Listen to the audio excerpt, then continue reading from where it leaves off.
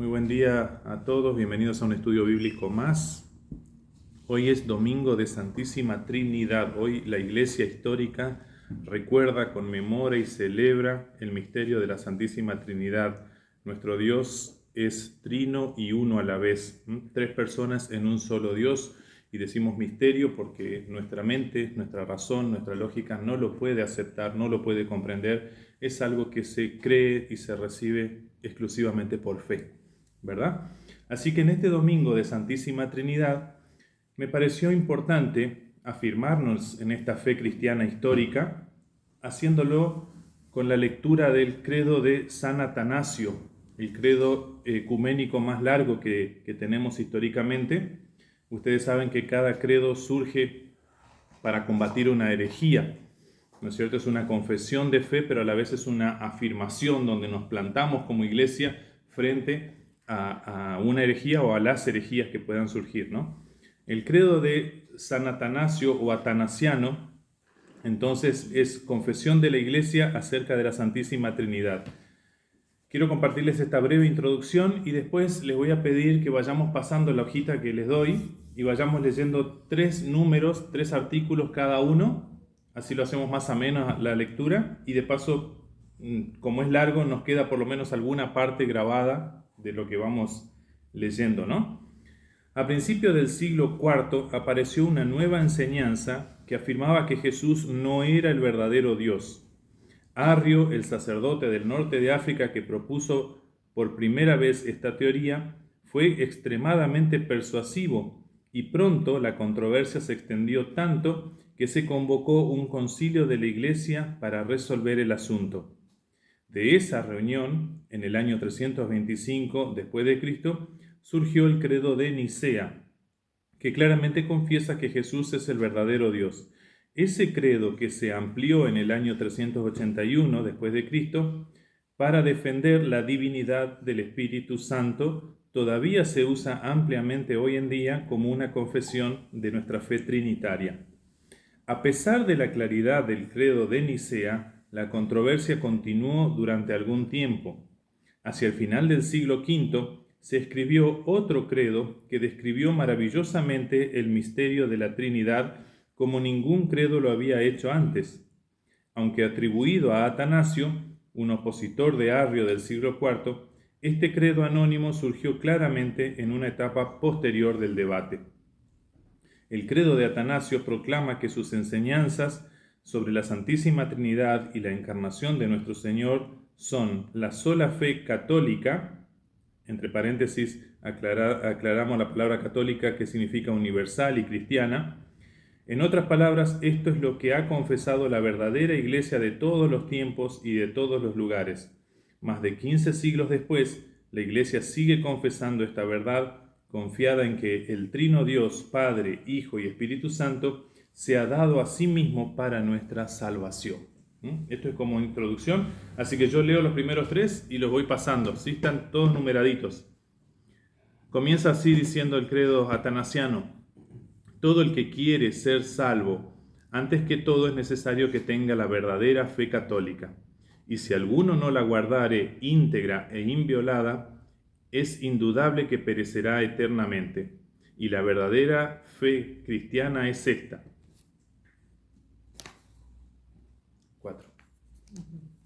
4, 5 y 6.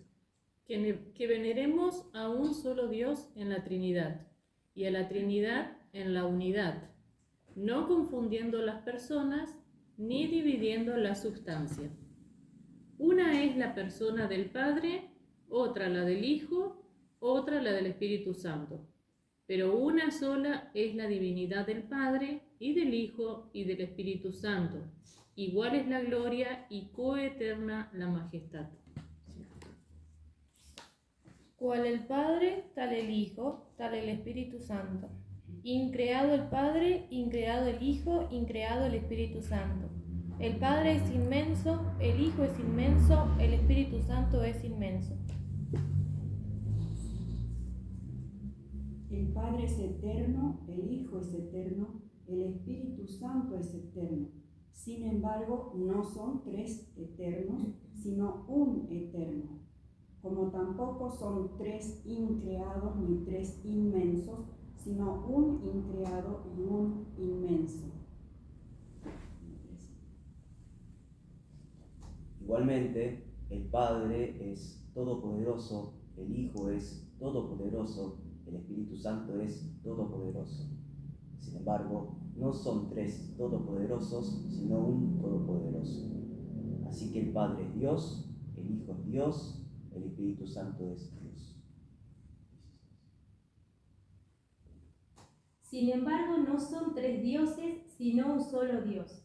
Asimismo, el Padre es Señor, el Hijo es Señor, el Espíritu Santo es Señor.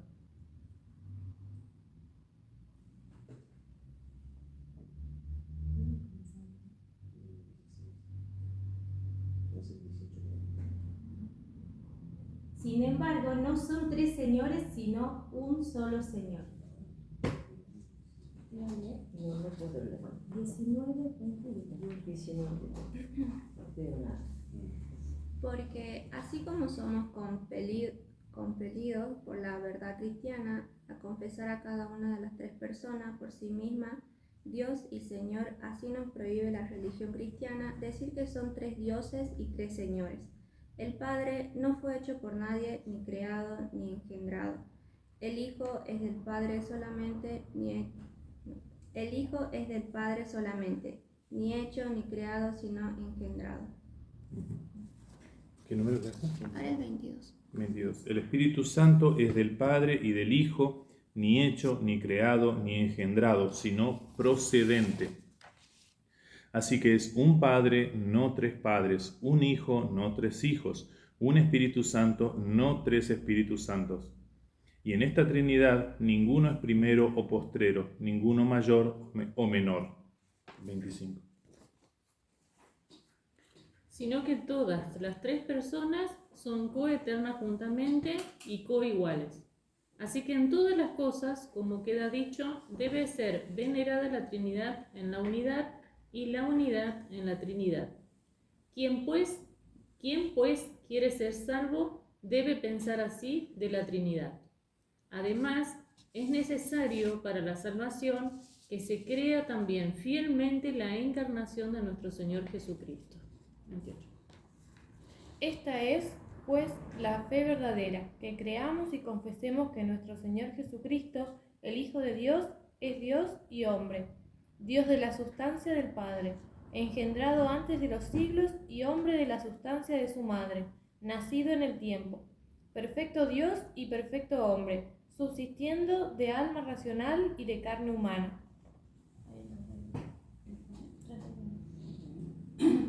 Igual al Padre según la divinidad, menor que el Padre según la humanidad, quien, aunque es Dios y hombre, sin embargo no son dos, sino un solo Cristo.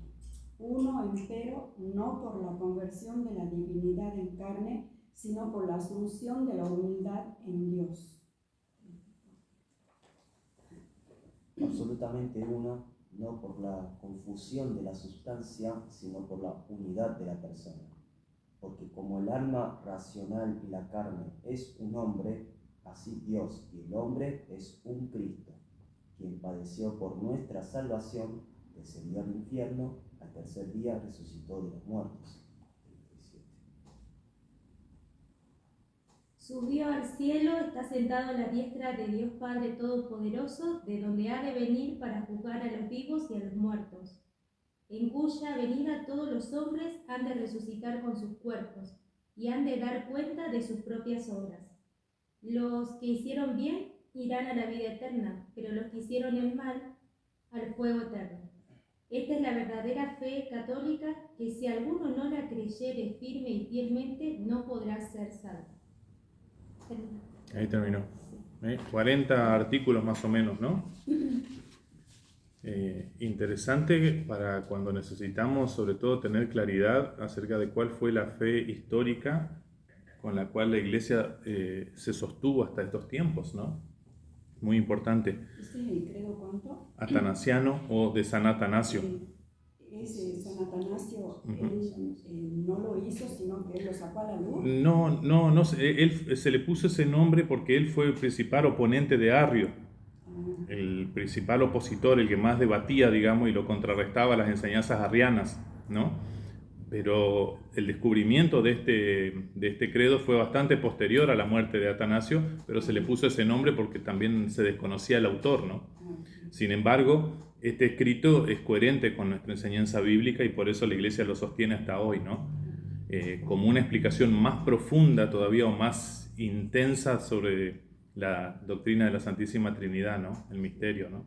Para aclarar. Los credos siempre son para aclarar y para enfrentar las herejías, ¿no? Bien, hermanos, vamos a comenzar entonces nuestro estudio bíblico. Lo hacemos con oración. Señor Dios nuestro, nos acercamos a ti en esta mañana, confiados en que tu bendita palabra nos va a enseñar, nos va a corregir, nos va a instruir en justicia y nos va a llevar, Señor, también nos va a guiar a hacer tu santa voluntad en este mundo que tanto necesita conocer de tu amor, de tu salvación, Señor, pero también de tu juicio. Señor, quédate con nosotros hoy, ayúdanos a comprender estas verdades bíblicas que tú nos enseñas, que tú nos revelas, y que podamos, Señor, también, así como fuimos instruidos nosotros, instruir a otros en el camino de la verdad. Te rogamos todo esto en el nombre del Padre, y del Hijo, y del Espíritu Santo, siempre un solo Dios, por los siglos de los siglos. Amén. Amén. Amén. Bien, vamos a buscar, hermanos, el Salmo número 8. Y voy a agradecer que alguien lo lea, por favor. Hoy estamos un poco comprimidos en otro espacio, tratando de ganar un poquito de iluminación natural, porque no hay energía eléctrica en toda esta zona de la ciudad de Salta. Así que esto lo explico para los hermanos que van a estar viendo después esta transmisión o esta grabación. En realidad estamos grabando, no podemos transmitir en vivo porque no hay energía eléctrica y no hay servicio de internet tampoco, ¿no? Bien, ¿quién lo puede leer, por favor? Max, Salmo número 8, ¿qué dice? Dice así: Señor y Dios nuestro, cuán glorioso es tu nombre en toda la tierra. Has puesto tu gloria sobre los cielos. Las alabanzas de los niños de pecho son tu mejor defensa contra tus enemigos. Ellas silencian a tus vengativos adversarios. Cuando contemplo el cielo, obra de tus dedos, y la luna y las estrellas que has creado, me pregunto, ¿qué es el ser humano para que en él pienses? ¿Qué es la humanidad para que la tomes en cuenta? Hiciste al hombre poco menor que un dios, y lo colmaste de gloria y de honra. Lo has hecho, Señor, de las obras de tus manos. Todo lo has puesto debajo de sus pies.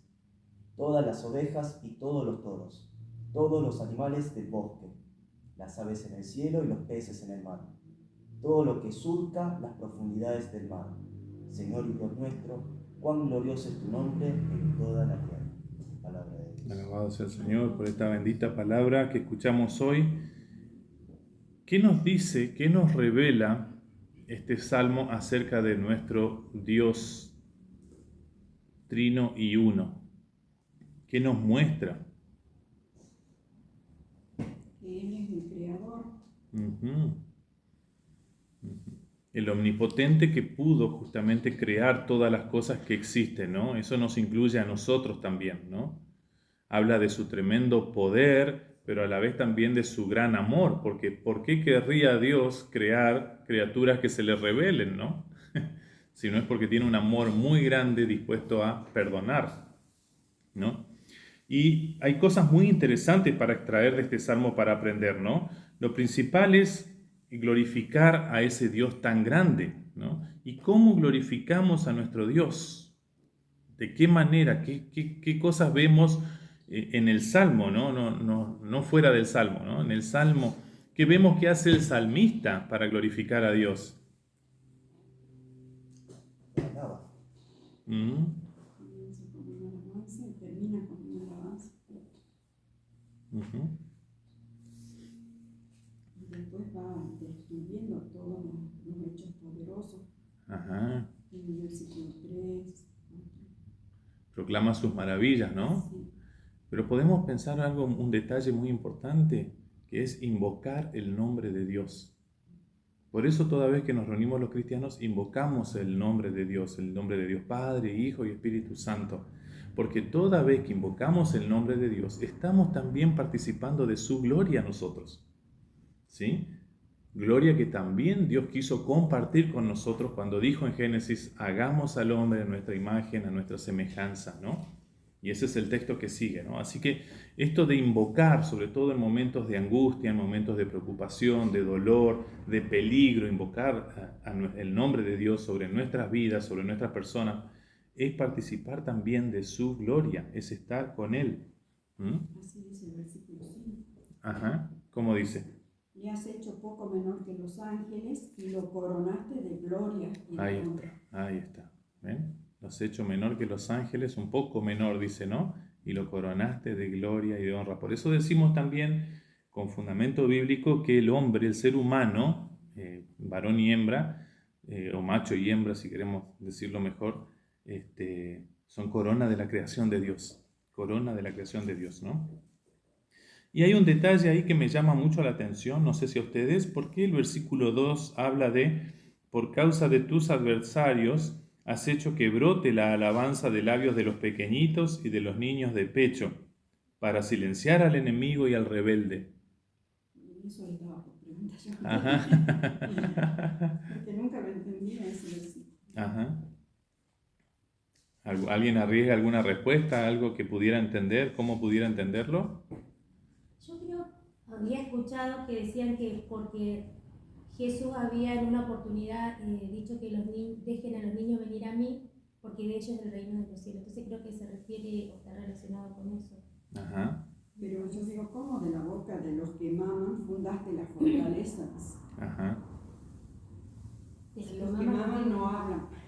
Porque puede ser porque los niños también son los que son más puros, los que no están tanto en pecado, haciendo cosas malas, ¿sí? Porque los niños son crédulos, ¿no? Ellos creen ciegamente a algunas cosas también. Claro, pero ¿cómo sirve eso de que los niños le hacen callar al enemigo y al vengativo? ¿Cómo? Claro, tenemos que entender el texto en su contexto. Eso de por ahí de que sean más puros y eso es difícil de interpretarlo así por el hecho de que Dios dice que todos han pecado, todos están destituidos de su gloria, eso incluye a los niños. El rey David dice en el Salmo 51, creo, en pecado me concibió mi madre, o sea, somos pecadores desde el nacimiento, entonces desde los textos bíblicos es difícil sostener eso, tiene que ir por otro lado la interpretación, ¿no? Si vemos el contexto, está hablando de un contexto de lucha, de debate entre enemigos que hacen daño, que son fuertes, ¿no es cierto?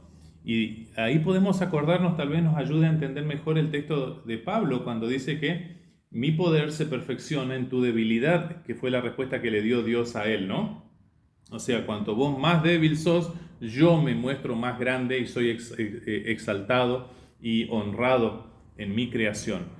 Acá podríamos aplicar el mismo principio, ¿no? De esos bebitos débiles, indefensos, es lo que utiliza Dios para mostrarle a sus enemigos lo poderoso que es, lo grande y excelso que es, que no se escapa nada de su control, de su dominio, y que no va a poder ser derrotado o vencido nuestro Dios por ningún enemigo. No existe el enemigo que pueda vencerlo, ¿no? Entonces Dios puede tomar de las cosas más débiles, las cosas más insignificantes para nosotros, y servirse para defenderse de cualquier ataque, tranquilamente. En este caso, está citando a bebitos indefensos, a criaturas que ni siquiera pueden expresarse con el idioma, ¿no? Claro, porque dice de la boca de los niños que maman. Claro, ¿sí? Pero, Sí. pero los bebés, los que maman, no hablan. Claro, pero no significa que Dios no pueda entender lo que digan, ¿no? O lo que expresen, ¿no? Que nosotros no lo podamos entender es otra cosa, ¿vio? Pero Dios se exalta de todo eso, ¿no? Hasta de los mudos podemos pensar, ¿no? Se sirve de todo eso, ¿no? Ahí acordémonos del texto de San Juan Bautista cuando estaba en el vientre de su madre y saltó de alegría al ver a María ya embarazada de su Señor, dice, ¿no? O sea, él saltó, el bebé, Isabel explica eso, el niño saltó de alegría al reconocer a su Señor en el vientre de María, ¿no? O sea, Dios se sirve de toda su creación, pero principalmente nuestro Dios amoroso y grande cuida de los más débiles y vulnerables. Y ahí está la prueba, cómo Él está atento, cómo Él está cuidando, velando por los más débiles y vulnerables y por lo tanto, ¿no es cierto?, sirviéndose de ellos. Y todavía más, esto es una enseñanza que contrarresta esa enseñanza que da mucha vuelta hace ya unos años, hace como 500 años después de la Reforma, empieza a discutirse muy fuertemente el tema de si los niños pueden o no tener fe. ¿Cómo no va a poder darle Dios el don de la fe a los niños?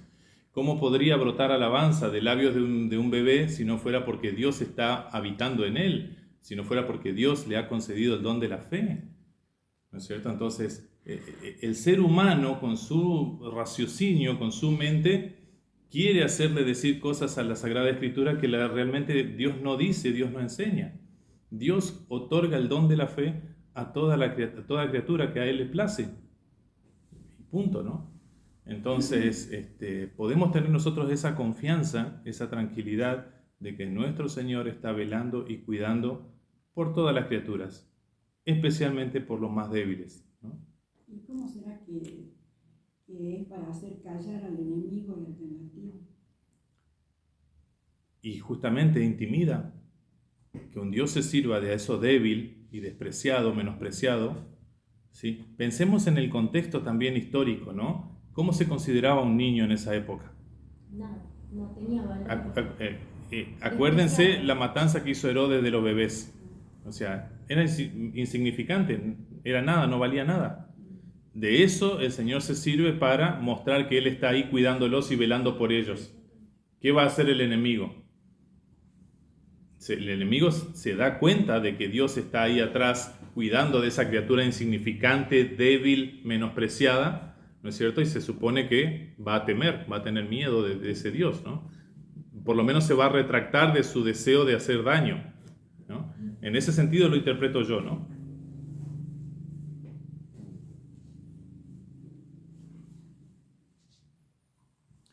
Bien, y ahí viene toda una parte donde habla acerca de la creación y del ser humano como también incluido dentro de esa debilidad y objeto del cuidado de Dios especial, ¿no es cierto? Porque el salmista se siente indigno, se siente insignificante, se siente muy débil, ¿no es cierto? Y dice, ¿quién es el hombre para que te acuerdes de él o para que te fijes? Está diciendo, ¿quién soy yo para que me prestes atención? ¿No? Yo creo que ese ejemplo de humildad es algo a imitar por nosotros, ¿verdad? Y en esa humildad expresada y manifestada y que gracias a Dios quedó registrada para nosotros hasta el día de hoy, nosotros estamos realmente rindiendo gloria y honor a nuestro Dios.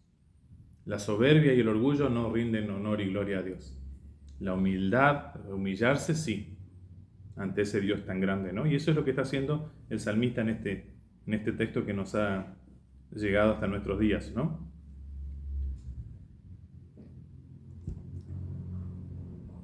Luego habla entonces de coronado con gloria y honra, como ya citamos, y entronizado como sobre todas las obras de tu mano, sobre toda la creación. Y ya vamos a ver entonces qué es lo que hizo Dios al principio en la creación de todo, ¿no? Termina el Salmo entonces con el versículo 9, de nuevo exaltando las maravillas de Dios. Qué grande es tu nombre, ¿no? Comienza de nuevo exaltando el nombre de Dios. Termina, así como comienza, termina exaltando el nombre de Dios. Vamos a ir al segundo texto entonces, que está en Génesis capítulo 1. Vamos a leer todo el capítulo 1 hasta el versículo 2 y 4, porque es toda una porción entera acerca de la creación. Y vamos a ver cómo todo esto a lo cual hacía alusión el Salmo 8 está ahí plasmado en el libro de Génesis, en el primer libro de la Biblia.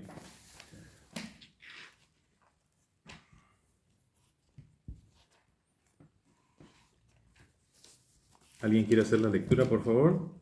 No sé si ya lo encontraron. El primer libro de la Biblia no puede costar tanto, ¿no?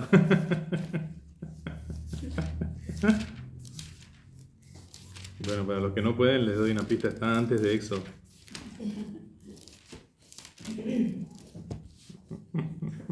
¿Alguien lo lee, por favor? que puedan ver lo que puedan ver todavía con esta poca luz. Génesis 1, ¿cuánto? Hasta el 2.4. 2.4 la primera parte nomás porque Todo el 1. se corta.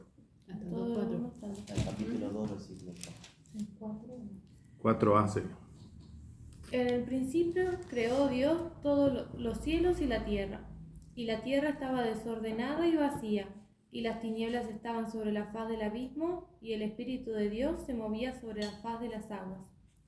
Y dijo Dios: sea la luz, y fue la luz. Y vio Dios que la luz era buena, y separó Dios la luz de las tinieblas. Y llamó Dios a la luz día, y a las tinieblas llamó noche. Y fue la tarde y la mañana un día. Luego dijo Dios: haya expansión en medio de las aguas, y separe las aguas de las aguas. E hizo Dios la expansión, y separó las aguas que estaban debajo de la expansión, de las aguas que estaban sobre la expansión, y fue así. Y llamó Dios a la expansión cielos. Y fue la tarde y la mañana el día segundo. Y dijo también Dios: júntense las aguas que están debajo de los cielos en un lugar, y descúbrase lo seco, y fue así. Y llamó Dios a lo seco tierra, y a la reunión de las aguas llamó mares, y vio Dios que era bueno. Después dijo Dios: produzca la tierra hierba verde, hierba que dé semilla, árbol de fruto que dé fruto según su género, que su semilla esté en él sobre la tierra. Y fue así.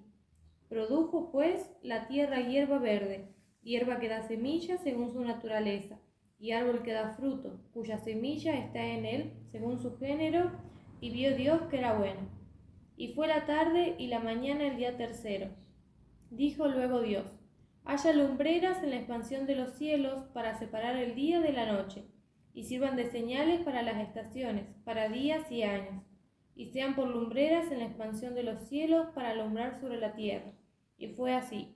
E hizo Dios las dos grandes lumbreras, la lumbrera mayor para que señorease en el día, y la lumbrera menor para que señorease en la noche. Hizo también las estrellas, y las puso Dios en la expansión de los cielos para alumbrar sobre la tierra, y para señorear en el día y en la noche, para separar la luz de las tinieblas. Y vio Dios que era bueno. Y fue la tarde y la mañana del día cuarto. Dijo Dios: produzcan las aguas seres vivientes y aves que vuelen sobre la tierra, en la abierta expansión de los cielos. Y creó Dios los grandes monstruos marinos y todo ser viviente que se mueve, que las aguas produjeron según su género, y toda ave alada según su especie. Y vio Dios que era bueno. Y Dios los bendijo, diciendo: fructificad y multiplicaos, y llenad las aguas en los mares, y multiplíquense las aves en la tierra. Y fue la tarde y la mañana el día quinto. Luego dijo Dios: produzca la tierra seres vivientes según su género, bestias y serpientes, y animales de la tierra según su especie. Y fue así. E hizo Dios animales de la tierra según su género, y ganado según su género, y todo animal que se arrastra sobre la tierra según su especie. Y vio Dios que era bueno. Entonces dijo Dios: hagamos al hombre a nuestra imagen, conforme a nuestra semejanza, y señoree en los peces del mar, en las aves de los cielos, en las bestias y en toda la tierra, y en todo animal que se arrastra sobre la tierra. Y creó Dios al hombre, a su imagen, a imagen de Dios lo creó, varón y hembra los creó. Y los bendijo Dios, y les dijo: fructificad y multiplicaos, llenad la tierra y sojuzgadla, y señoread en los peces del mar, en las aves de los cielos y en todas las bestias que se mueven sobre la tierra. Y dijo Dios: he aquí que os he dado toda planta que da semilla, que está sobre toda la tierra, y todo árbol en que hay fruto y que da semilla, os serán para comer, y a toda bestia de la tierra y a todas las aves de los cielos, y a todo lo que se arrastra sobre la tierra, en que hay vida, toda planta verde les será para comer. Y fue así. Y vio Dios todo lo que había hecho, y he aquí que era bueno en gran manera. Y fue la tarde y la mañana el día sexto. Fueron pues acabados los cielos y la tierra, y todo el ejército de ellos. Y acabó Dios en el día séptimo la obra que hizo, y reposó el día séptimo de toda la obra que hizo. Y bendijo Dios al día séptimo, y lo santificó, porque en el reposo de toda la obra que había... porque en él reposó de toda la obra que había hecho en la creación. Estos son los orígenes de los cielos y de la tierra. Hasta ahí. ¿No terminó el 4? No, esta hasta ahí. Hasta la mitad del cuarto. Por eso, 4a. Generalmente se divide en dos partes. Claro, no había llegado igual hasta la coma. Claro. ¿Está bien? Hasta ahí está bien. Wow. Palabra de Dios, esta también. ¿Hace cuánto que no leían en Génesis? Claro, A ver, acá tengo al principio era todo vegetariano. No tengo la fecha anotada. Claro. Y hablando, que estábamos hablando ahí de introducción del vegetarianismo, ¿no? Ahí da la apariencia de que el ser humano antes de la caída en pecado era vegetariano, ¿no? Por lo menos, De toda planta verde. claro, frutos, sí. Verdura, frutos, sí. Ujú. Da esa idea, ¿no? Sí, porque después ya el Señor mató animales para cubrirlos ellos. Exactamente, sí. Y ahí ya deben haber Han comido, sí. Sí. Ya después ya vemos ya que sus hijos ya lo tenían naturalizado, ¿no? O sea, Abel ofrece sacrificio de animales. Sí. Perfecto. ¿Dónde está la Trinidad aquí? La Santísima Trinidad. Esa es la pregunta a responder hoy. Ahí dice, sexto día, cuando hizo, ahí dice, nosotros decía, no yo. Hagamos. Siempre Ajá. nosotros decías. Habla en plural. Sí, Sí. plural, 26. utilizaba plural. De hecho, Elohim es plural, ¿no? Es un plural divino, ¿no? Sí. ¿Y hay alguna otra forma más que lo podamos descubrir? ¿Que lo podamos encontrar? Bueno, después el Espíritu. El sexto día, cuando hizo nosotros, y nosotros hacemos como nosotros decimos. Ajá. Dice, a nuestra imagen, a nuestra semejanza. Sí.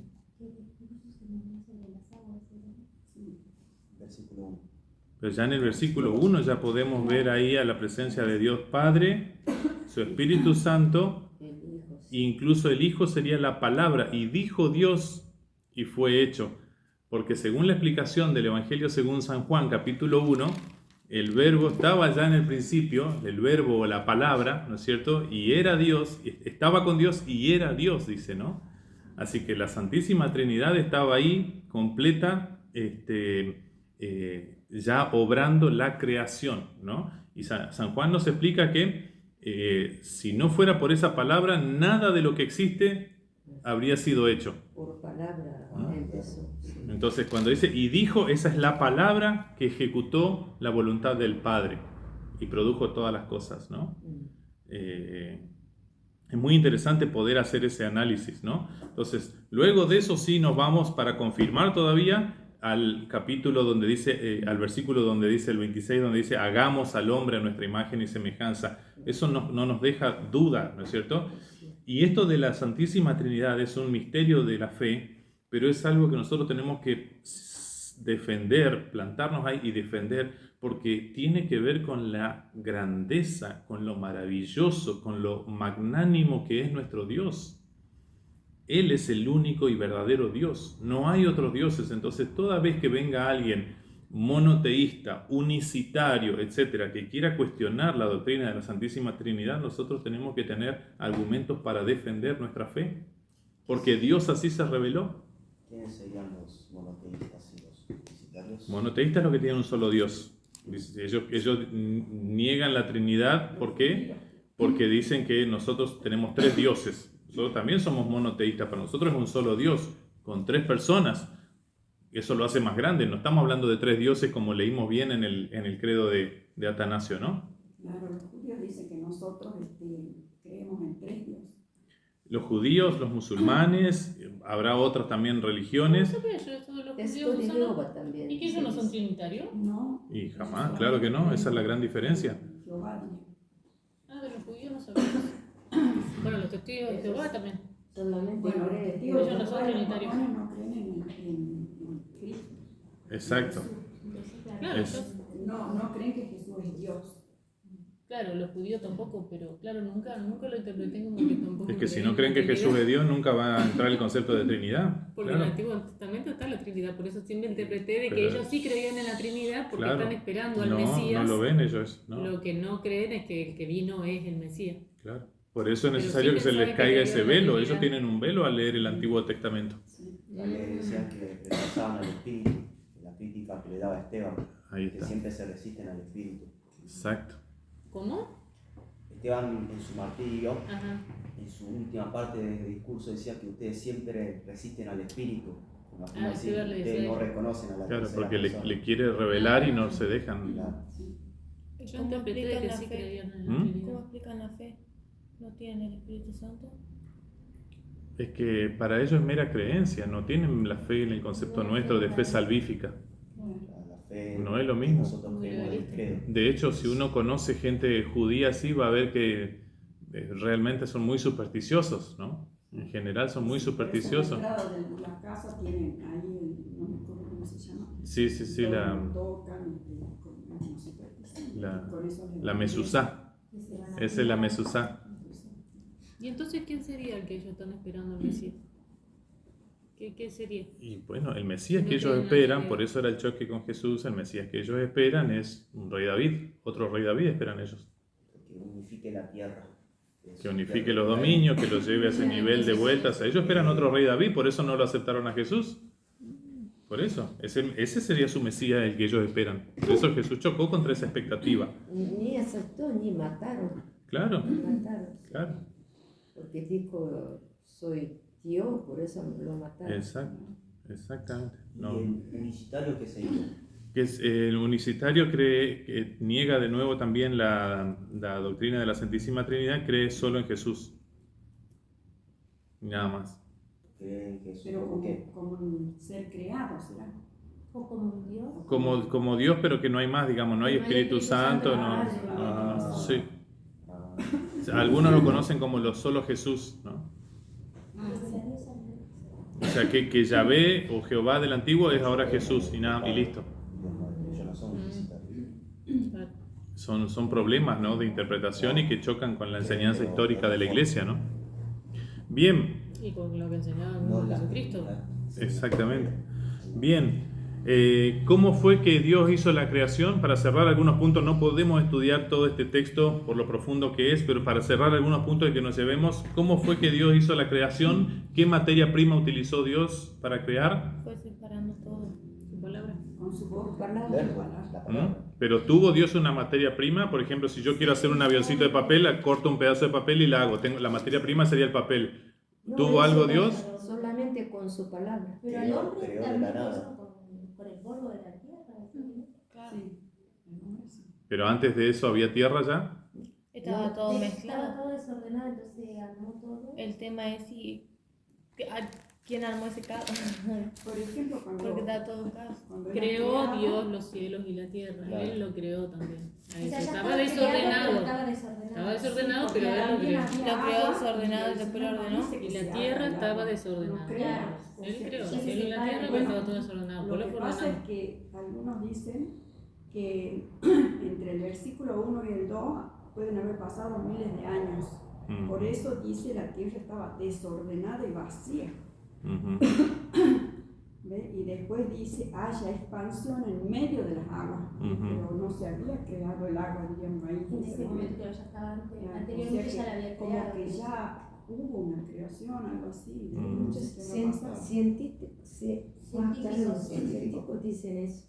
Primero creó los otros mundos. Ahí tenemos un gran dilema, ¿no? Descendemos del mono. Porque si nosotros decimos que Dios tomó algo que ya existía y lo transformó, no estaríamos creyendo en el principio de la creación de la nada, ¿no es cierto? Un Dios todopoderoso que crea de la nada, ¿no es cierto? No es lo mismo, es como un Dios artesano, toma distintas materias primas y hace algo nuevo, pero no es lo mismo que crear de la nada cuando no existe nada, cuando hay un vacío total, ¿no?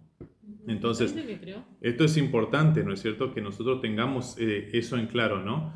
El hebreo dice tohu babohu, ¿sí? Y habla de desierto y abismo, abismo en el sentido de vacío, ¿no es cierto? Por eso nosotros sostenemos ese principio, ¿no es cierto? Que no había nada preexistente, todo lo creó Él. Después podemos entrar en la discusión de eso, de cuánto tiempo, etcétera, ¿no es cierto? Pero esta creación, como nosotros la conocemos, fue creada en 6 días. Y al séptimo el Señor descansó, ¿verdad? Entonces, eso se llama, ese principio se llama creatio ex nihilo, o sea, creación de la nada, ¿no es cierto? Y eso es lo que lo hace grande a nuestro Dios, no había nada preexistente a esta realidad que nosotros conocemos, no había tiempo, no había espacio, no había nada. Él lo creó todo, Él lo hizo todo, ¿no? Sí. Por eso dice, en el principio creó Dios los cielos y la tierra. Y puede ser que Él haya creado los cielos y la tierra, pero que no sé qué habrá pasado después. Y por eso después dice, y la tierra estaba desordenada y vacía. Claro, pero es como otro misterio, digamos, porque por ahí todos dicen, bueno, un día son 1000 años, bueno, pero no importa, o sea, no, lo que nosotros tenemos que cuidarnos, lo que Dios, nosotros tenemos que cuidarnos es que nuestra lógica, nuestros razonamientos no le quiten gloria a Dios. Ese es el cuidado que tenemos que tener. Pues nosotros tenemos que acercarnos a la Sagrada Escritura con suma reverencia. Aquí dice creó. ¿Entienden? ¿No es cierto? Creó Dios. Claro. Y creó, pero ese creó de vuelta, siempre entendámoslo en esto y enseñémoslo así, de la nada, de nada preexistente, ¿no? Porque algunos pues sí, yo, mira lo que acabo de crear. No, pero esa materia prima que usaste ya la tenías, la fuiste a comprar al negocio de artesanía, ¿no? Nos confunde, creo yo, pensando ahora, después de tantos años, como dice en el principio, Dios creó los cielos y la tierra y dice que estaba desordenada y vacía. Cuesta creer que si Dios creó algo haya quedado desordenado, haya estado así nomás, bueno, creó esto y quedó ahí.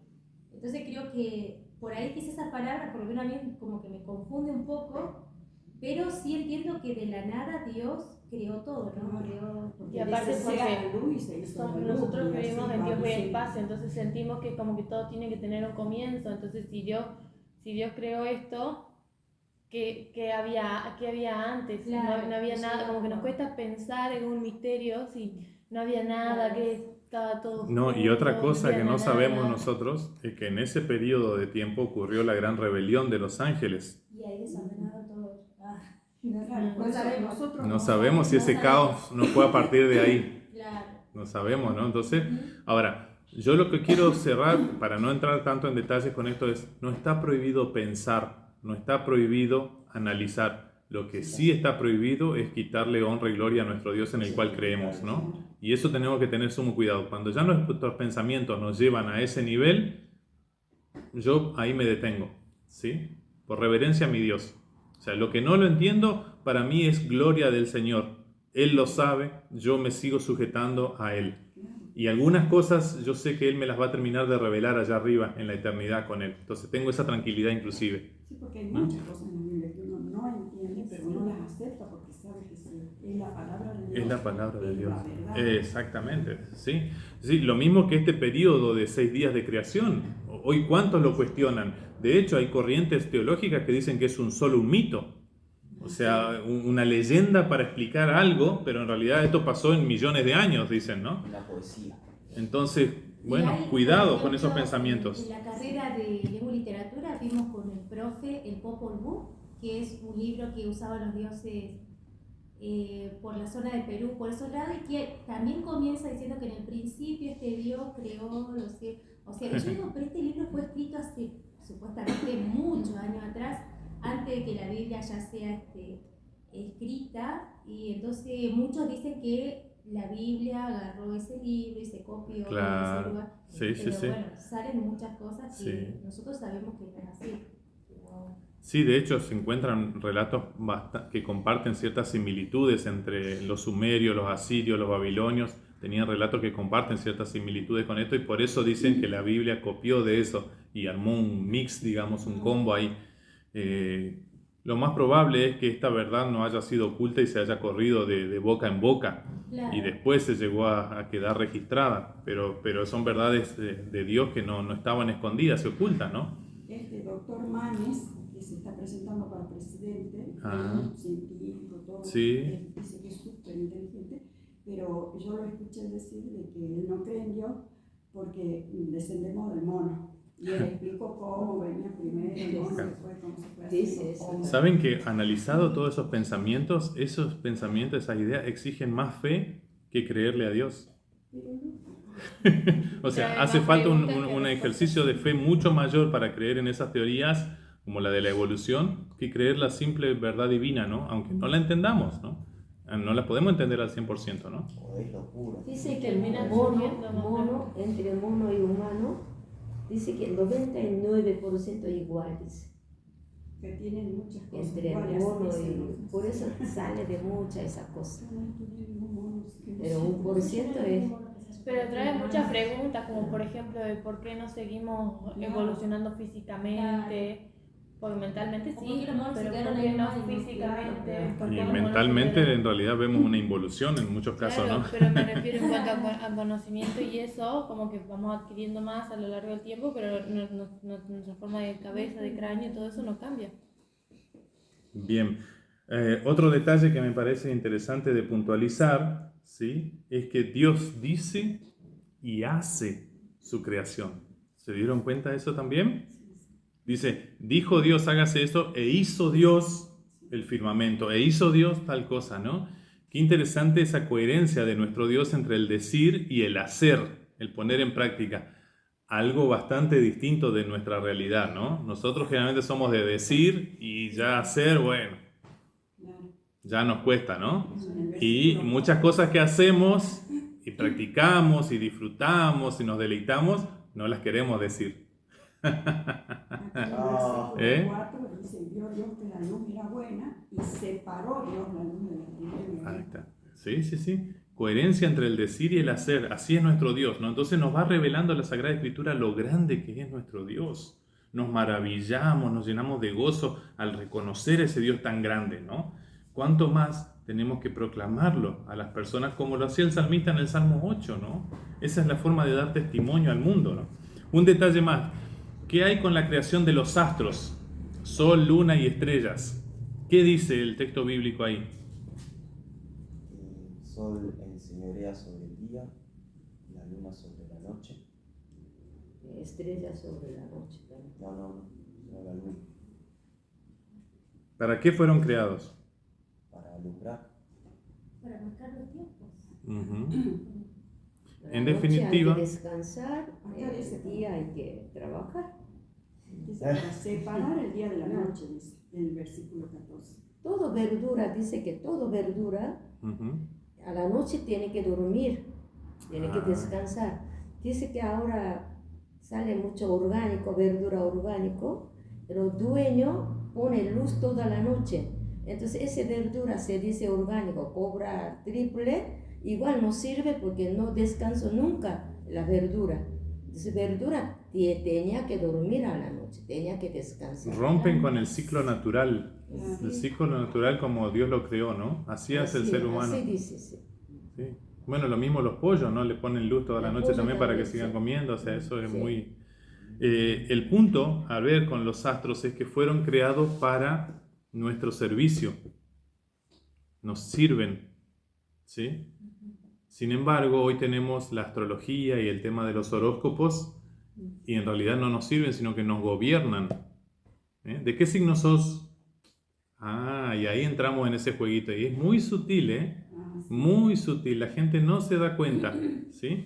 Entonces tengamos en claro, para eso estudiamos la palabra de Dios, para eso están estos registros bíblicos, para enseñarnos a nosotros el orden que estableció Dios de las cosas y que al ser humano lo puso como corona de su creación.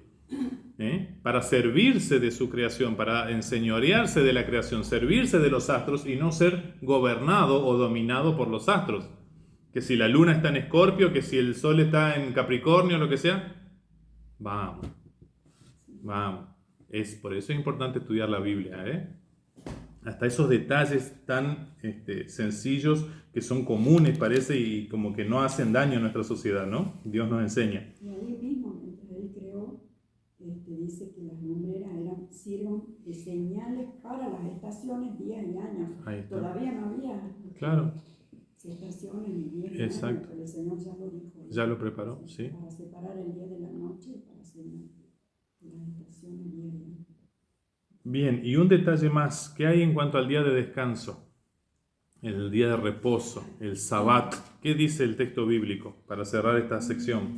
Para el séptimo día, cuando terminó todo, lo creo todo, y séptimo día bendició, dio, para glorificar a Dios también, para nosotros. Y descansó. Descansar. Y descansó Dios el séptimo día, ¿no? Descanso total, ¿no? Físicamente, mentalmente.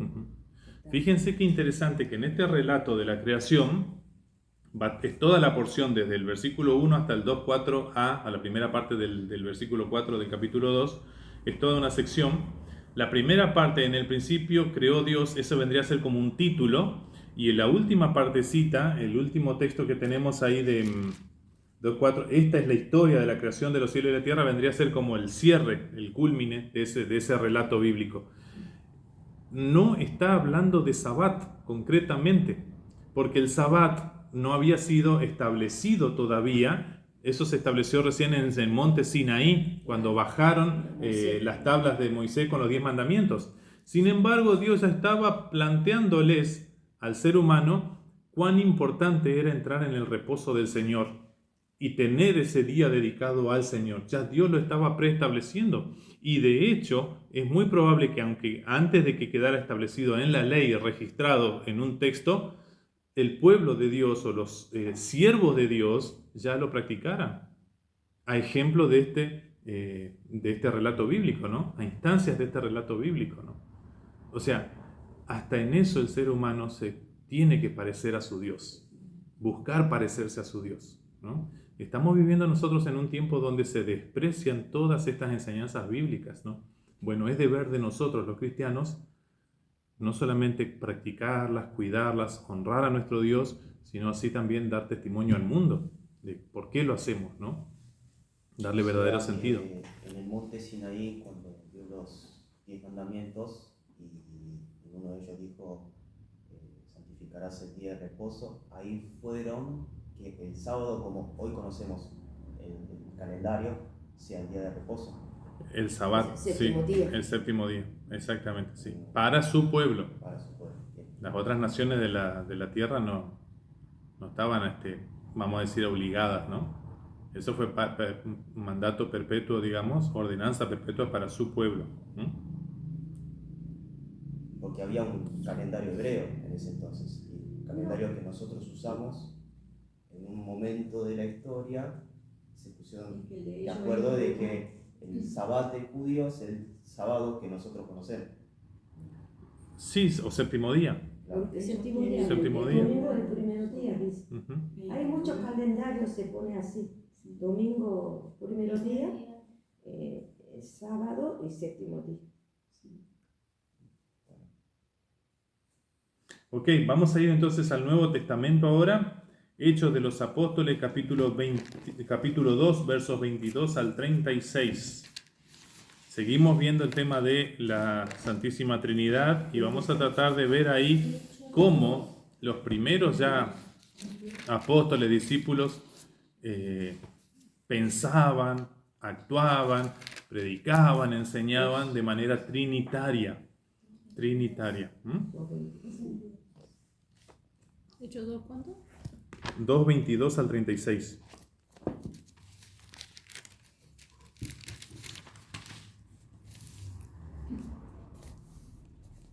Eso es lo de... Hecho escribió Lucas, ¿no? Sí, el médico Lucas. Entonces, Lucas, pensando su pueblo de Israel, contra con ellos escribió o no, a todo.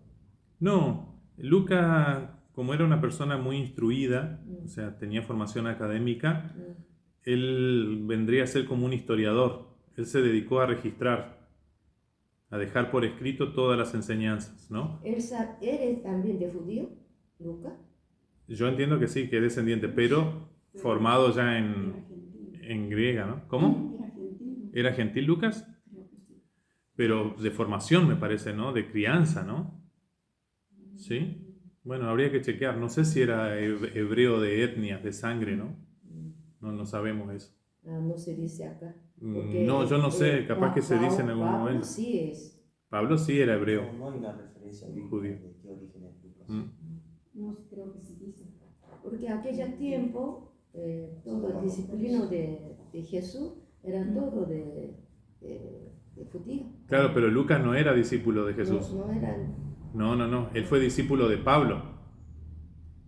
Y aún se cree, dicen, también escuchaba yo una vez que capaz que él ha recibido más enseñanza para escribir de la propia María, porque como él es médico, él era médico, entonces María puede haber tenido confianza con él, porque a lo mejor a ella él la era su atendió. médico, y que a ella habrá contado muchas cosas. Podría ser eso. Podría ser también, sí. En Lucas, ¿Hay varios Lucas? no, lo que escribió Hechos, ¿no? Lucas escribió el Evangelio según San Lucas y luego la continuidad de Hechos de los Apóstoles, ¿no? En uno vemos la historia de Jesús y el otro la historia de la iglesia después de la ascensión de Jesús. Por eso realmente es un trabajo muy importante el que hizo San Lucas, ¿no? Bien, ¿alguien puede leerlo?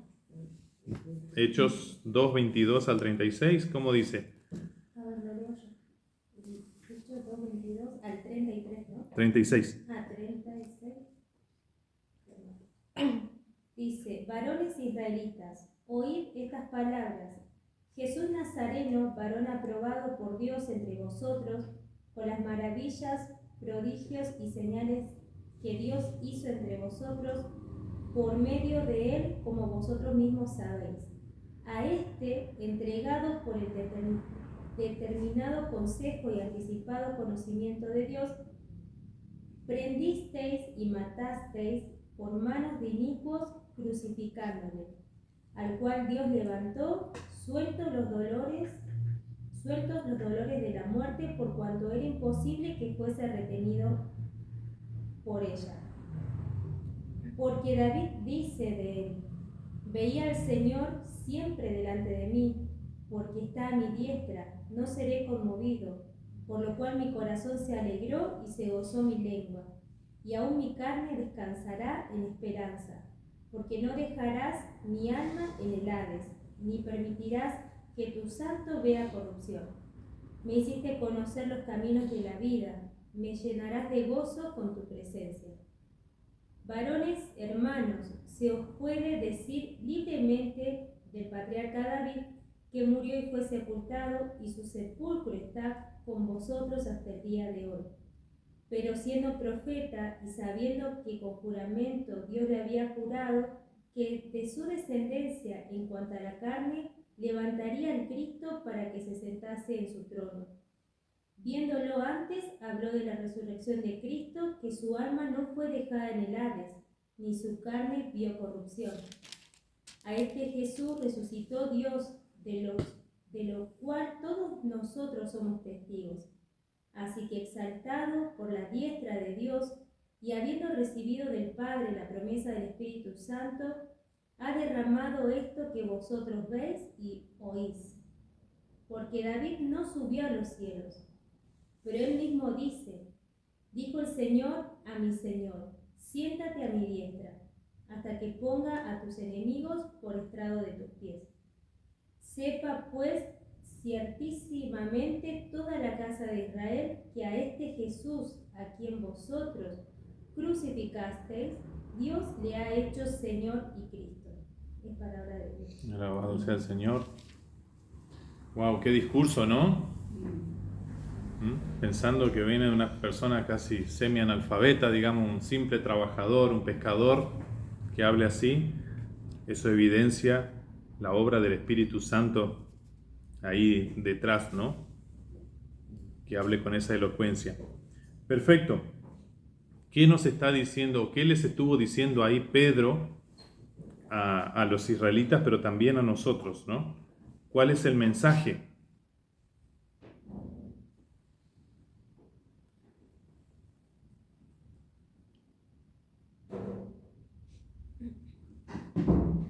¿De qué mensaje? Sí. No entendí. ¿Cuál es el mensaje que le está dando Pedro a la gente que lo escucha ahí? ¿Qué les está queriendo decir con todo eso que les explicó, citando incluso palabra del profeta David, ¿no? El rey David? Y como que lo comparaba a David y a Jesús. Como Aceptar a Jesús. que si bien David fue un buen rey, pero no vio corrupción y Jesús, ¿no? Lo que está haciendo Pedro es lo que vos preguntabas hoy. ¿Qué Mesías esperaban ellos? Él se está agarrando de esa cuestión, de la expectativa que ellos tenían esperando un Mesías al estilo del rey David, y él les está explicando que nada que ver, este Mesías es otra cosa, pero es otra cosa muy superior, no inferior como ellos pensaron, y por eso terminaron crucificándolo, porque ellos lo despreciaron. Jesús, llegando a Jerusalén ese domingo de Ramos que recordamos, en un pollino, en una cría, en un burrito, ¿no es cierto? Les está queriendo decir eso, soy otra cosa distinta, pero esto es mucho más superior. Y ellos, ¿qué hacen? Menosprecian, desprecian a ese Señor. Por eso no tienen ningún problema de decir crucifícale, crucifícale, le dicen a Pilato. ¿Sí? Porque es insignificante, ¿no? Acuérdense, de la boca de los niños puedo hacer brotar mi alabanza, dice el Señor, contra mis enemigos, ¿no? O sea, de eso que a vos te parece insignificante, es de lo que se sirve el Señor para hacer su obra salvadora por toda la humanidad, ¿no? Y ahí está, de eso se está agarrando con la sabiduría que le da el Espíritu Santo. Pedro se está agarrando de eso para mostrarle que este nuevo Mesías, este nuevo David es muy, pero muy superior. Y le dice, miren, el rey David todavía tenemos su sepulcro acá, lo podemos visitar, ¿no es cierto? Así que cuando él dijo que no permitirás que tu siervo vea, tu santo vea corrupción, o sea, que tu carne no se pudra, no estaba hablando de sí mismo, sino que estaba hablando de ese Mesías que iba a venir, que era muy superior que él, el gran rey David. Este es mucho mayor todavía.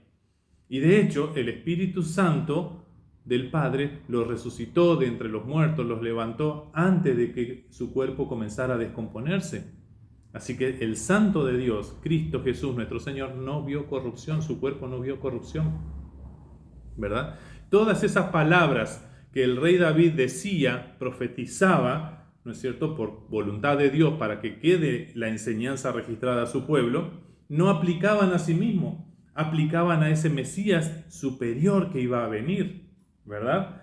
Así que la esperanza que David tenía de su resurrección, porque él también tenía esperanza de su resurrección, no se podía cumplir hasta la venida de ese Mesías que él mismo profetizaba al pueblo, que él mismo anunciaba al pueblo, y que tristemente el pueblo no supo ver, no supo entender, ¿no es cierto? En su gran mayoría, ¿no?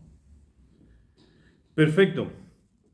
Pero eso es lo que está haciendo entonces Pedro aquí, les está enseñando. Por otro lado, lo que está haciendo Pedro aquí también está confrontándolos a ellos con su realidad pecaminosa para que puedan proceder al arrepentimiento y a la fe para recibir el perdón de los pecados. Así que les está haciendo ver su pecado, les está haciendo ver su maldad, enseñándoles verdades bíblicas que ellos también conocían, que tal vez desde niños repetían una y otra vez y la tenían memorizadas, como estos pasajes que cita del rey David, ¿verdad?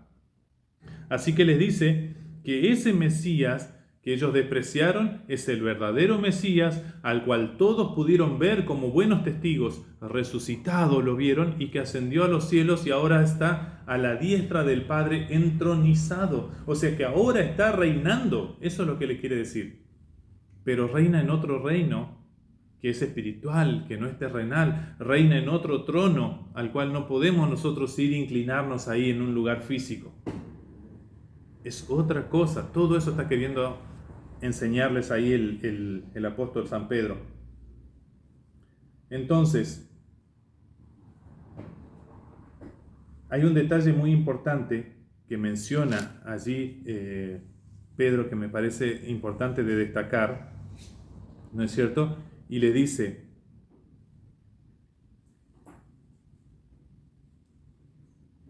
versículo 33, vamos a leer del 32 de nuevo. A este Jesús Dios lo resucitó y de ello todos nosotros somos testigos. Exaltado por el poder de Dios y habiendo recibido del Padre el Espíritu Santo prometido, ha derramado esto que ustedes ahora ven y oyen.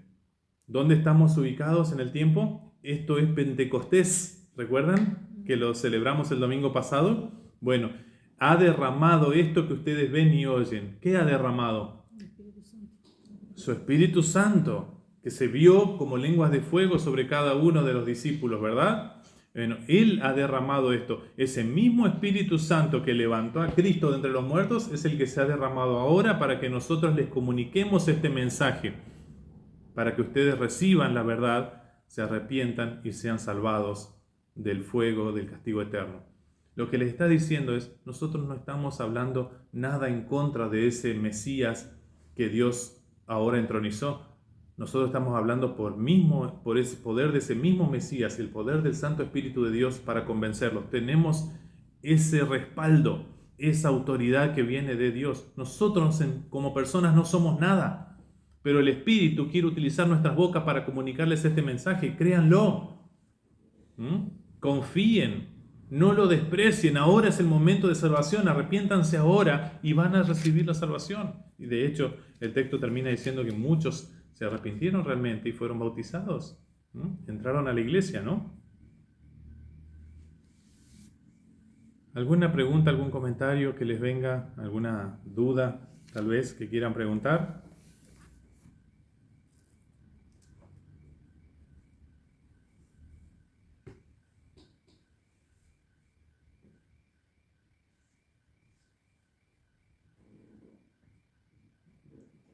Yo hace ya muchos años con Jesús cristiana, digamos, ¿no? Pero todavía a veces tengo duda, a ver si yo recibí Espíritu Santo. Porque yo ninguna vez, hay mucha gente que ya se nota recibiendo el Espíritu Santo, yo no fui ese momento. Realmente, cuando yo hice un curso de entrenamiento de discipulado de Jukum. Yo hice Jukum durante 6 meses, todos de profesores vinieron de Canadá, porque Canadá tiene centro de Jukum, ¿no? Nosotros, justo donde yo presentaba mi iglesia metodista en ese momento, en Pyeongtaek, era 2005 me parece. Anotaron mucho ese curso, anotaron mucho a todo, otra iglesia coreana, todo, ¿no? Coreano. Profesores son coreanos. Hicimos 6 meses de curso, todo lo de lunes a viernes. Último momento, había una clase especial para recibir el Espíritu Santo. Hablaba de lengua, ¿no es cierto? Y casi como estaba como 60 personas, únicamente yo no recibí. Así que entonces me quedé muy mal. Y qué sé yo no soy verdadera cristiana, ¿por qué yo no puedo recibir? Yo quería recibir, ¿no es cierto? No solamente eso, cuando yo estaba en Corea, cuando viajaba a Corea, mi cuñada, hermana de mi marido, es muy cristiana ella. Siempre yo iba con ella retiro espiritual, en muchos lugares tenemos Corea. Y había una vez como 3.000 personas estaba de curso, no el curso, del encuentro. El encuentro. Casi recibieron todo lengua, solamente yo no pude recibir. Entonces mi cuñada me llevó al escenario más arriba de todo para que quede al lado del pastor que él estaba predicando. Yo tampoco no pude recibir. Entonces aquella tiempo también me recibía mal. Qué sé yo no soy verdadera cristiana, porque yo no puedo recibir.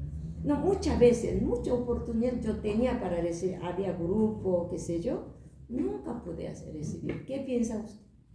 Mire, la verdad es que nosotros no podemos hacerle recibir el Espíritu Santo a nadie. Nosotros no tenemos ningún poder para controlar. Yo veía que todo hablaba de lenguaje. Sí, se puede actuar eso, se puede fingir también. Los discípulos sí hacían, ponían las manos y recibían el Espíritu. Otro día claro, te dije, nosotros bautizamos, nosotros hacemos lo que Dios nos mandó a hacer, ¿no es cierto? Bautizar.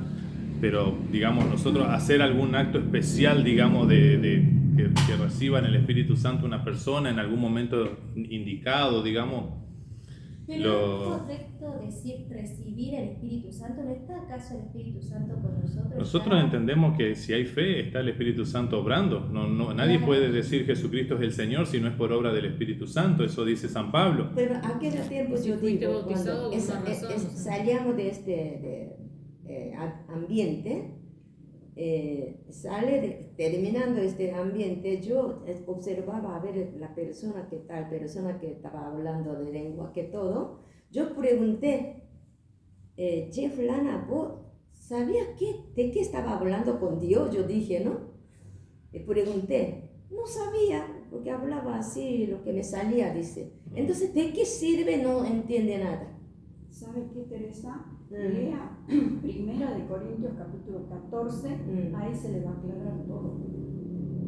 Lea Primera de Corintios 14. El apóstol Pablo ahí explica bien qué significa el hablar lengua o no, o por qué no hablamos. Claro. Y el tema del intérprete también. ¿Qué dice? A ver, dígame. Es largo el capítulo. Sí. 14. Pero mire, para que no se haga más extenso,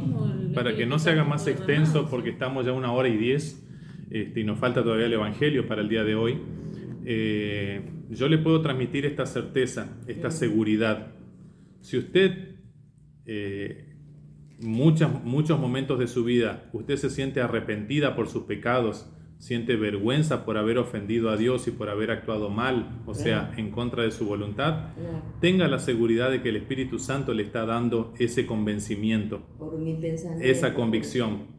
Es el Espíritu Santo obrando dentro suyo. Entonces no le puede quedar duda. Porque Espíritu Santo, yo tengo entendido, el Espíritu Santo está conmigo siempre. Sí, exacto, por eso. Y Jesús dice, yo les voy a enviar el Consolador, ¿no es cierto? Esos son los textos que vimos los domingos pasados, porque Él los va a convencer de justicia, de juicio y de pecado. Entonces, si el Espíritu Santo nos lleva a darnos cuenta de nuestros pecados todos los días, no podemos tener duda de que está actuando en nosotros. O sea, tenemos que estar tranquilos. Porque como yo siento, ay, yo hice mal, eso no es cosa de Dios. Cuando yo pienso, cuando yo orando con oración de arrepentimiento. Oración de la noche antes de dormir, yo siempre hago. Y me memoriza lo que pasó el día, ¿no es cierto? Entonces eso significa, está conmigo. Exactamente. No necesita un acto como hablar en lenguas para sentir que está con usted. Claro, pero a veces, viste, me siento poco, para ahí me falta, qué sé yo. Además, Teresa, uno mira hacia atrás de cuando uno no había creído en Cristo, no lo había recibido como su Salvador, llevaba una vida, pero a partir de ahí uno mismo ve los cambios que hubo en nuestras vidas, y ese cambio lo produce el Espíritu Santo. Y el principal cambio es justamente que nos reconocemos pecadores ante Dios y luchamos contra eso.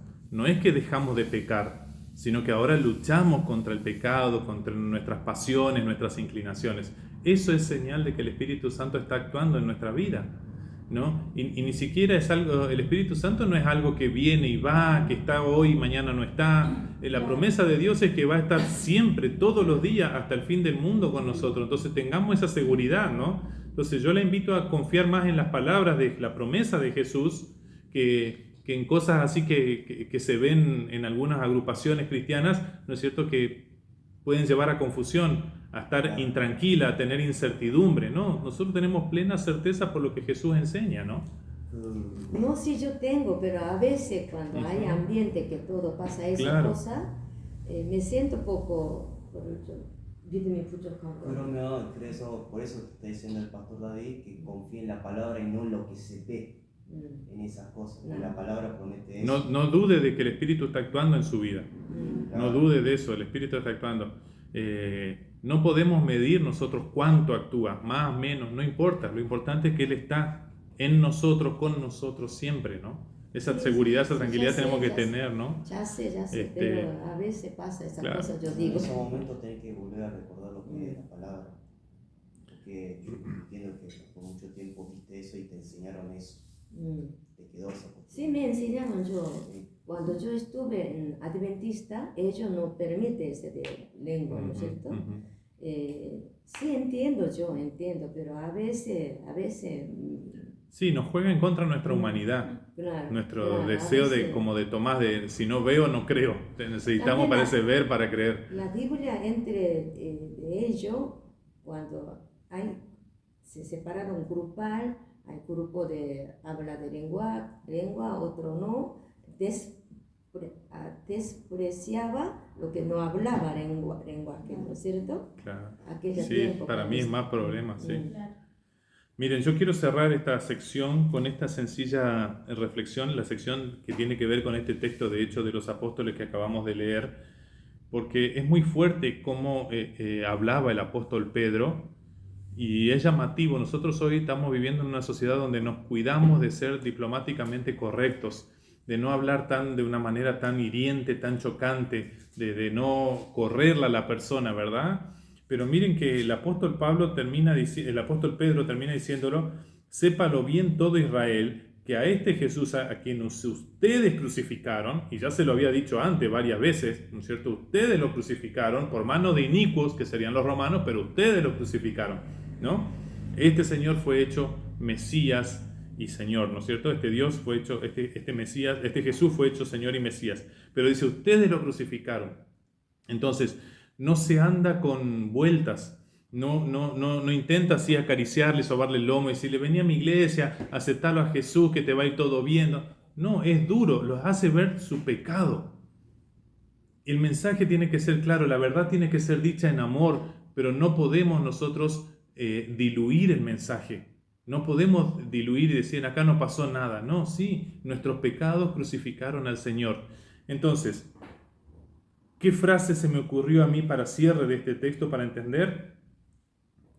El crucificado, nuestro Señor Jesucristo, viéndolo ahí en la cruz al crucificado, eso habla de la buena obra de Jesús, la mayúscula obra que hizo Dios por mi bien, ¿no es cierto? Pero ¿por qué tuvo que hacer esa gran obra Jesús?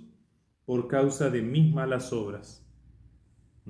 Él se entregó voluntariamente, pero yo lo crucifiqué. Pensemos en eso, ¿no? La buena obra que hizo el crucificado y que se entregó voluntariamente fue a causa de mis malas obras, así que yo lo crucifiqué. No cierra lógicamente, pero esa es la verdad bíblica, ¿no? Esa es la verdad bíblica, ¿no?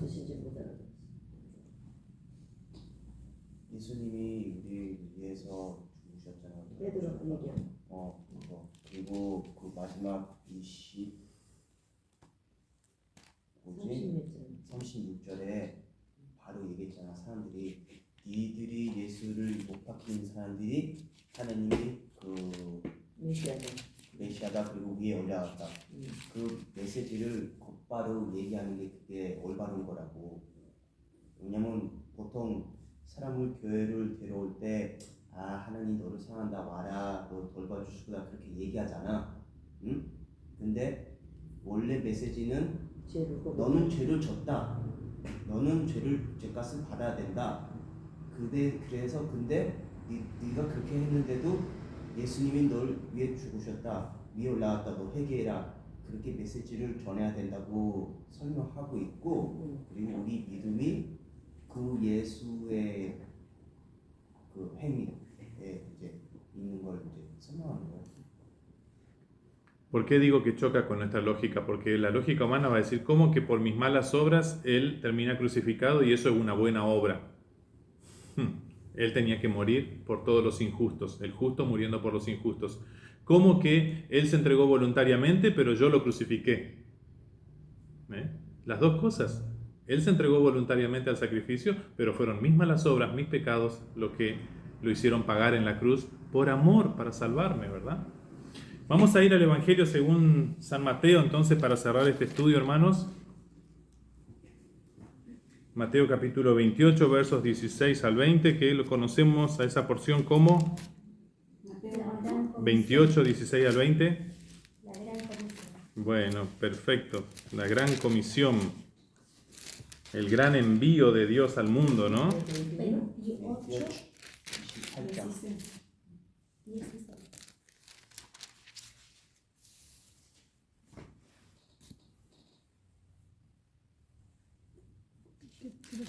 16 al 20. Y dice así: los 11 discípulos fueron a Galilea, a la montaña que Jesús les había indicado. Cuando lo vieron, lo adoraron, pero algunos dudaban. Jesús se acercó entonces a ellos y les dijo: se me ha dado toda autoridad en el cielo y en la tierra. Por tanto, vayan y hagan discípulos de todas las naciones, bautizándolos en el nombre del Padre, y del Hijo, y del Espíritu Santo, y enseñándoles a obedecer todo lo que les he mandado a ustedes. Y les aseguro que estaré con ustedes siempre, hasta el fin del mundo. Hasta aquí las palabras del Santo Evangelio para nosotros hoy. Alabado sea nuestro Señor Jesucristo. Y ahí está la despedida del Señor, ¿no? Ahí, según los otros relatos, sabemos que a partir de ahí ya Jesús ascendió a los cielos, ¿verdad? Y dejó ese último gran comisionamiento, gran envío al mundo, ¿no? ¿Cómo ataca Jesús la duda de algunos de ellos ahí?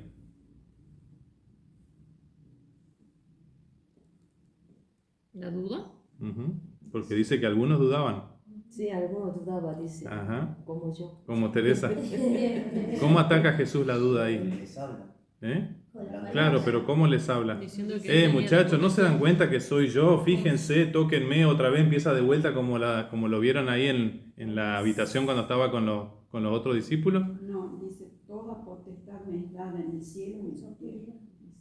Claro, o sea, miren, no hay tiempo para atacar las dudas. Tienen que creer y punto. No hay tiempo. No hay tiempo para argumentaciones. Es creer o reventar, como dice el dicho popular. Es creerle a Jesús. ¿Sí? Iban a terminar de estar convencidos cuando lo vieran a él ya ascender al cielo, al trono del Padre. Y listo. Pero Jesús ya no pierde más tiempo en eso. Jesús sencillamente da órdenes y dice, esto es así, hay que hacer esto. ¿Quieren romper con su duda? Pónganse a mi servicio y hagan lo que yo les mando. Ya está. Ya está. También dice, y aquí yo estoy con vosotros todos los días hasta el fin del mundo. Promesa. Yo voy a estar con ustedes porque yo tengo todo el poder, toda la autoridad. Yo voy a estar a la diestra del Padre y no los voy a dejar solos jamás. Así que ahora vayan y hagan discípulos, bauticen y enseñen. Esa es la misión de la iglesia, ¿no? Hermanos, yo creo que es en el hacer la misión, en hacer la voluntad de Jesús, todo lo que Él nos ha enseñado, que se van disipando nuestras dudas. Es en la práctica. Así que no nos queda otro camino más que poner manos a la obra. Cierro con esta frase. El bautismo vincula con la persona de Jesús el Salvador. Toda su obra procede del amor del Padre y culmina en la efusión del Espíritu Santo. Ahí vemos la Santísima Trinidad en acción. El bautismo nos vincula con Cristo, que vino a sacrificarse mostrando el amor del Padre por toda la humanidad, ¿no es cierto? Y hoy de eso nos convence el Espíritu Santo de Dios, de esa verdad. ¿Creemos este Evangelio? Tenemos no solo el Espíritu Santo de Dios, todo Dios habitando en nosotros también. Todo Dios con nosotros, cuidándonos hasta su segunda venida, hermanos. Tengamos esa fe, esa confianza. Y mientras tanto, manos a la obra, testimonio, servicio, prédica, todo lo que se pueda. El Señor viene pronto.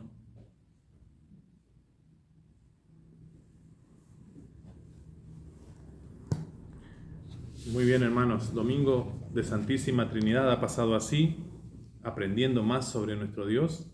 Vamos a cerrar con una oración y luego les dejo la bendición y envío al mundo también. Oh Señor Dios nuestro, Padre, Hijo y Espíritu Santo, te estamos eternamente e infinitamente agradecidos por venir en nuestro auxilio, por hacernos dar cuenta, Señor, de nuestra condición de pecaminosidad, por sacarnos del lodo, del fango, Señor, en el que estábamos inmersos, y por hacernos ahora, Señor, no solamente tus hijos, tus herederos, sino partícipes también de la misión, de la extensión de tu reino aquí en la tierra. Oh Señor, bendito sea porque somos parte de tu pueblo elegido, porque hoy podemos reconocerte y también, Señor, proclamarte a todas las naciones. Quédate con nosotros, Señor Dios, y que tu Espíritu Santo nos allane el camino, nos revista de coraje y valor para testificar tu gran amor a todas las personas que se nos cruzan, Señor, a diario. Rogamos, Señor, todas estas cosas por tu Hijo Jesucristo, nuestro Señor y Redentor y amigo fiel, ahora y siempre con nosotros. Amén. No. Queridos hermanos, reciban la bendición de Dios y con ella envío al mundo. Que el Señor te bendiga y te guarde, que el Señor haga resplandecer su rostro sobre ti y tenga de ti misericordia, que el Señor se vuelva siempre hacia ti y te conceda su bendita paz. Amén. Gracias. Feliz domingo para todos. Igualmente.